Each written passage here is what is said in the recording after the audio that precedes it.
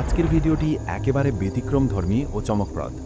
আপনি জানেন কি, কিছু গাছ আছে যেগুলোর কাছাকাছিও জিনেরা যেতে চায় না। জিনদের সম্পর্কে কুরআন সুন্নাহে যেভাবে বলা হয়েছে, তেমনই কিছু বাস্তব অভিজ্ঞতা ও ইসলামিক মতের আলোকে আজ জানব 5টি গাছ যেগুলো জিনেরা ভয় পায়। ভিডিওটি শেষ পর্যন্ত দেখুন, সত্যি অবাক হবেন। বেদে গাছ বা লটকন জাতীয় গাছ। লোকমতে বলা হয়, বেদে বা লটকনের মতো গাছ জিনদের অশুভ শক্তিকে প্রতিহত করে।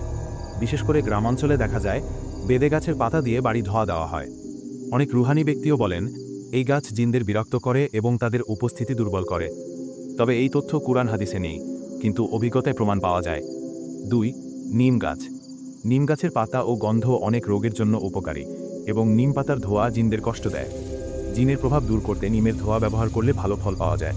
3 নম্বরে হচ্ছে তুলসী গাছ। অনেক মুসলিমও একে ব্যবহার করেন রুহানি উদ্দেশ্যে। বিশেষ করে তাবিজ বা ঝাড়ফুঁকে তুলসীর পাতা ব্যবহার করার কথা শোনা যায়। তবে একে ইসলামিকভাবে ভিত্তি না থাকলেও লোকমতে একে জিনেরা সহ্য করতে পারে না। 4 নম্বরে যে গাছটিকে জিনেরা সবচেয়ে বেশি ভয় পায় তার নাম হচ্ছে উদুল হিন্দ। প্রিয় দর্শক, জিন জাতি এক অদৃশ্য সৃষ্টি। তাদের কিছু বিষয় আমাদের জন্য রহস্য হলেও কুরআন সুন্নাহ ও অভিজ্ঞতা মিলিয়ে কিছু দিক স্পষ্ট। এই গাছগুলো নিয়ে যা জানলেন তা একমাত্র আল্লাহ ভালো জানেন।